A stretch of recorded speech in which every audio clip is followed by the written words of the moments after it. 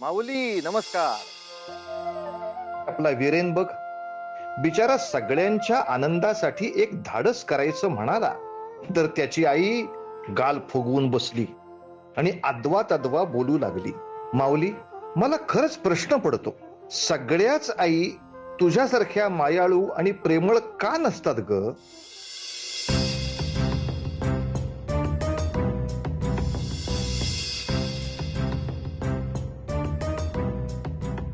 अहो, हे काय करताय? हत्यारांची मुळी बांधून ठेवतोय. कपिलला सांगितले आहे, तो रात्री कुठेतरी दडवून ठेवेल.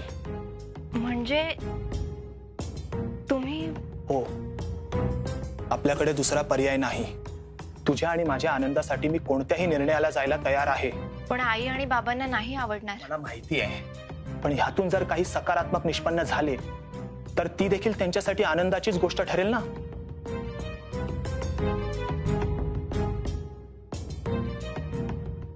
कपिल, सारे काही सज्ज झाले? होय, मी सगळी हत्यारे बाहेरील पाराच्या आडोशाजवळ दडवून ठेवतो आणि तुमच्या निळ्या वस्त्रांची व्यवस्था सुद्धा तिथेच करेन. उत्तम. बरं, सर्वात महत्वाचे, निळा घोडा कुठे मिळेल? ते तुम्ही माझ्यावर सोडा. चंद्रोदय होण्यापूर्वी मी निळा घोडा घेऊन नक्की येईन. बरे ऐक, रात्री पूर्ण अंधार झाला, सर्वत्र निजानी झाली की तू बाहेर ये आणि शिळ वाजव, म्हणजे मला सूचना मिळेल. अवश्य. घोडा छान आहे हो तुमचा. हा, अरे घोडा लय घोडे की पाहिजेत बोल. नाही, एवढे नको आहेत, एकच हवाय, पण निळ्या रंगाचा हवाय. निळ्या रंगाचा? हा. अरे काय येड लागला का तुला? अरे निळ्या रंगाचा कुठं घोडा असतोय? चल पळ.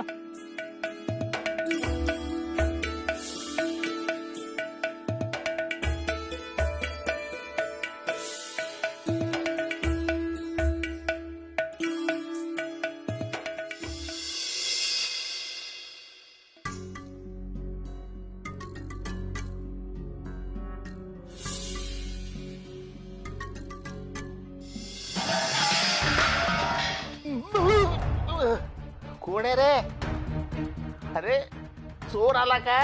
चोर? अरे इथून काय ओरडताय? बाहेर जाऊन बघा तरी. अरे सगळ्यांना बघतो आता.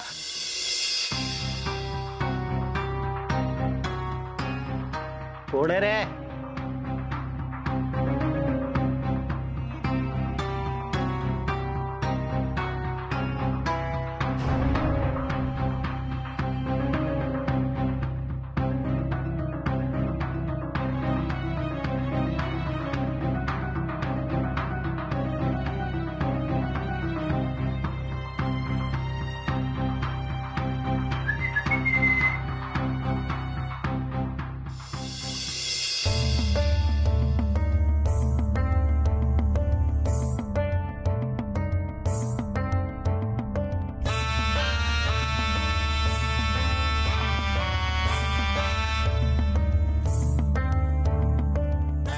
भाऊजी? हो भाऊजी.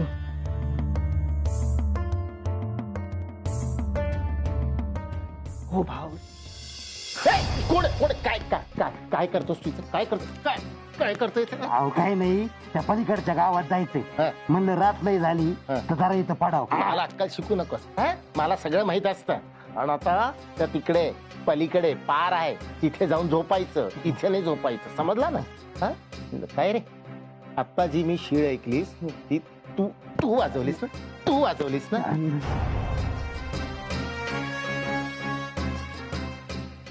माझ्या घराकडे काय बघतोय? चोरी करणार आहे का? चोरी? चोरी? नाही नाही, आलो मी पाया पडतो. मला जाऊ द्या. कशाला करतोय? आता गप गुमान इथून जायचं. समजलास ना? त्याचं थोबाड फोडून आता परत दिसला ना. ए, तिकडे कुठे चाललाय? मग जिकडून आला तिकडे जा. बर, रात्रीचे कुठं कुठं.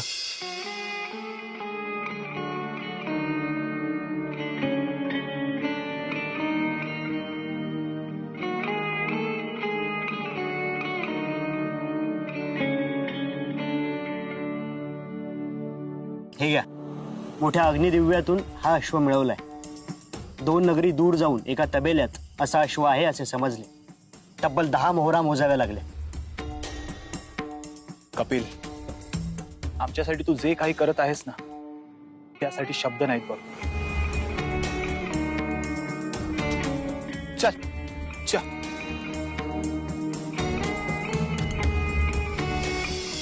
त्या महाराजाच्या शब्दांवर विश्वास ठेवला खरा, परंतु तसे सर्व घडेल ना, तिकडे बिचाऱ्या अनुसूयेला माझ्यामुळे काय सहन करावे लागत असेल कुणास ठाऊक. नीट आत्ताच्या आत्ता माझ्या घरात नाही टिकतेस की नाही?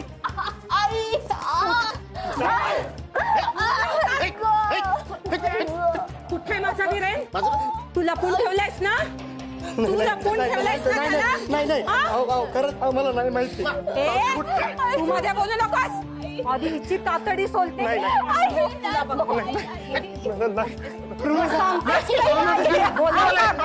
बोल कुठे गेला? बोल लवकर. कुठे विरेन? कुठे विरेन? तोंड उघडतेस की नाही? सांगते तुला. थांबा ना तुम्ही, त्यांना सांगा ना तुम्ही, नका मारू माझ्या ताईला. सांगतेस की कुठे गेला? सांग कुठे गेला विरेन? नाही सांग. कुठे कुठे विरेन? सांग लवकर. सांग लवकर सांग. ते काल रात्री बाहेर गेले. महाराजांनी सांगितलेलं व्रत पूर्ण करायला.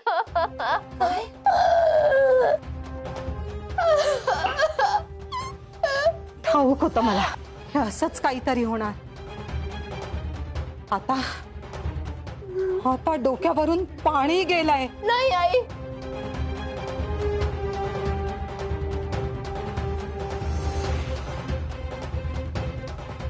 खबरदार कुणी हिला एक थेंब पाणी द्याल तर. मला बघायचंय तिचे किती श्वास या घरात शिल्लक राहिलेत ते.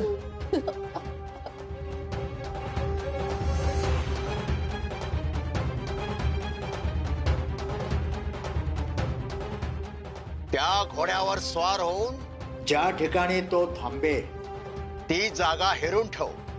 ती जागा तुला खणायची आहे.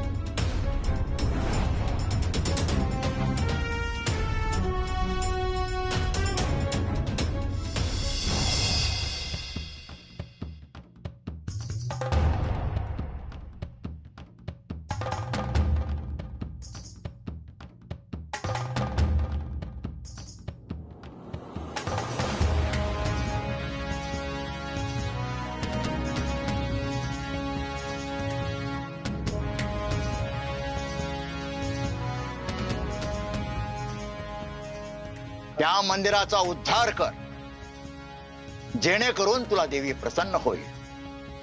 तिच्याकडे तू जे मागणं मागशील ते तुला मिळेल.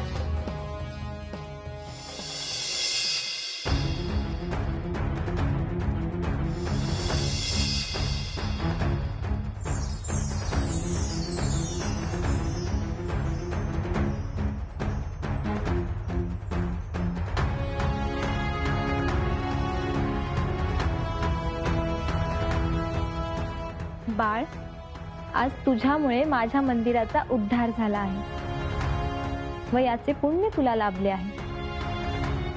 माग, तुला हवा तो वर माग. माझ्यामधील पित्याची झोळी रिकामी आहे माते. मला व माझ्या पत्नीला अपत्य हवे आहे आणि त्यासाठीच माते आमचा जीव तिळतिळ तुटतो आहे माते. तुझी ही इच्छा निश्चितच पूर्ण होईल. तथास्तु.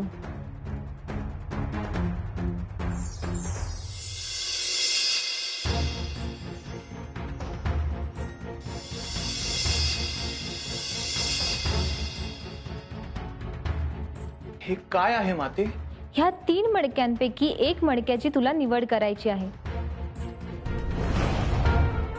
पहिले मडके निवडलेस तर तुला होणारा पुत्र हा अतिशय गुणी, संस्कारी, चतुरस्थ, चाणाक्ष असा असेल. परंतु तो अल्पायुषी असेल. दुसरे मडके निवडलेस तर जन्मास येणारा पुत्र निश्चितच दीर्घायुषी असेल. परंतु तो जन्मांध असेल. आजन्म तुला त्याची दृष्टी बनून जगावे लागेल. व तिसरे मडके निवडलेस तर तुला अपत्य म्हणून एक पुत्री प्राप्त होईल. परंतु दुर्दैवाने ती बालविधवा असेल.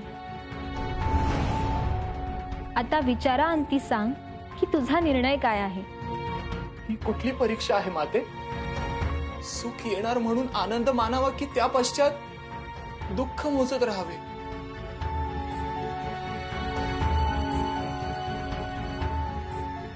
काही कळायला मार्ग नाही माते. मी कसा निर्णय घेऊ? ह्यालाच नियती म्हणतात पुत्र. आपले आयुष्य आपण कसे मार्ग निवडतो ह्यावरूनच ठरत असते. बोल, काय आहे तुझा निर्णय? काय सांगू माते, हा निर्णय घेण्याचे धर्मसंकट माझ्यावर आले आहे. आणि हा निर्णय जेव्हा अनुसूयेला समजेल तेव्हा तिचा अपराधी म्हणून मला काय सोसावे लागेल, काय सांगू? बाजूला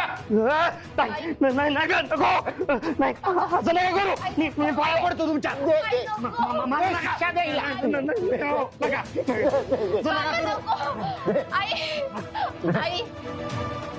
नको. चटका देऊ दे शिक्षा देईल. नको नाही नाही.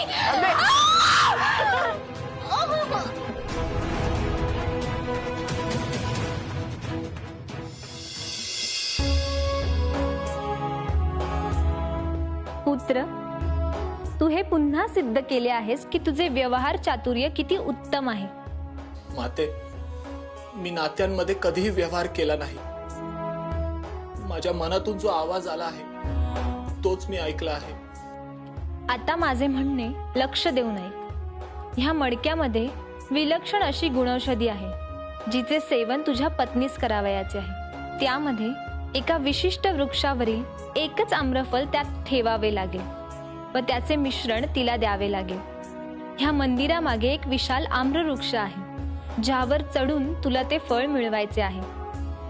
त्या वृक्षाच्या मुळाशी सुबक अशी गणेशाची मूर्ती आहे.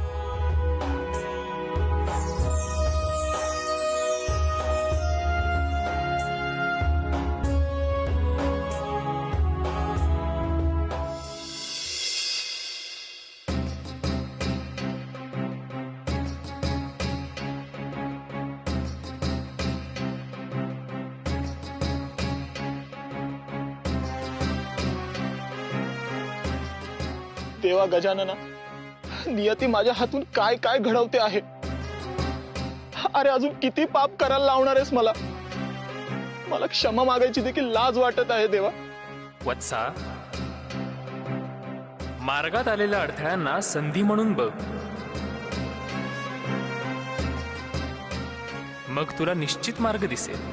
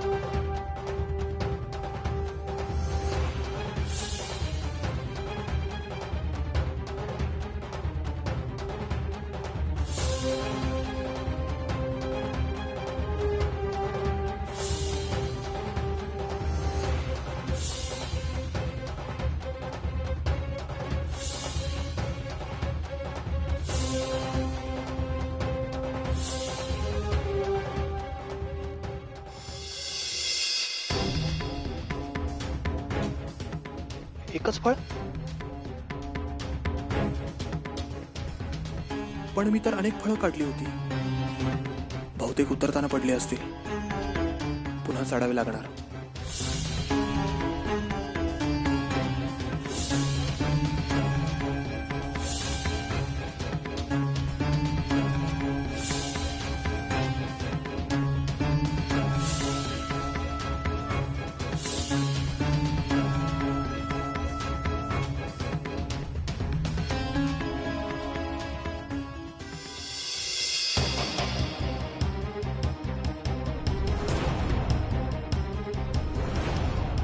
असे का होत आहे? पुन्हा प्रयत्न करावे लागणार. वत्सा, दैवाचे संकेत तुझ्या ध्यानी आले नाहीत काय? तुझ्या पदरी एकच फळ आहे. अतिफळाची हाव धरू नकोस. जे आहे तेच योग्य रीतीने सांभाळ. देवा गजानना, क्षमा असावी. मला तुमचे म्हणणे समजले आहे.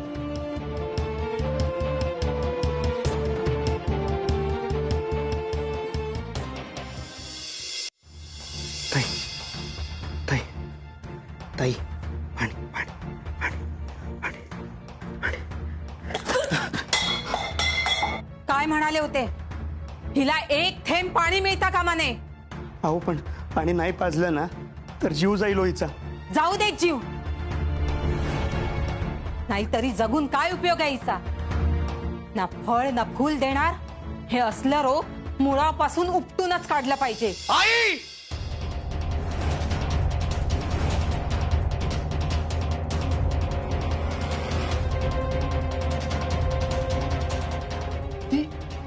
काय अवस्था केली आहेस तू हिची?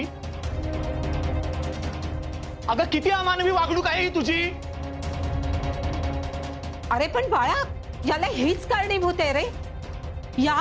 या दोघांनी मिळून करणी केली आहे तुझ्यावर आणि तुला दूर पाठवलं.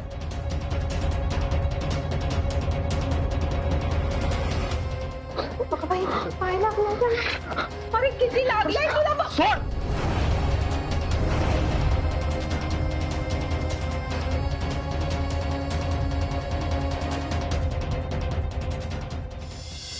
तुला सांगू काय झाले?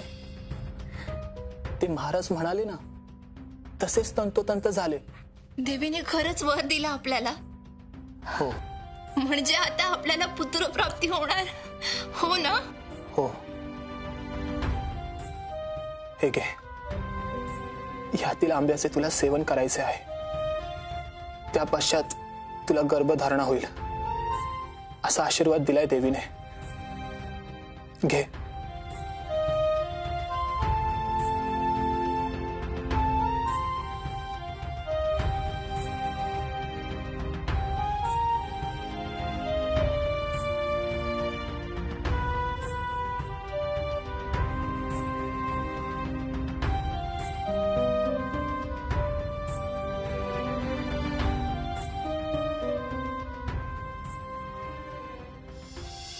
माऊली, आयुष्यामध्ये आपल्याला जे मिळवायचं असतं त्यासाठी आपण अगदी मनापासून प्रयत्न करत असतो. आकाश पाताळ एक करतो अगदी, पण शेवटी एका टप्प्यावर येऊन थांबतो की यापुढे देवाला काय ती काळजी. माझे प्रयत्न प्रामाणिक आहेत. आता जे दान देव टाकेल पदरी ते मला मान्य आहे.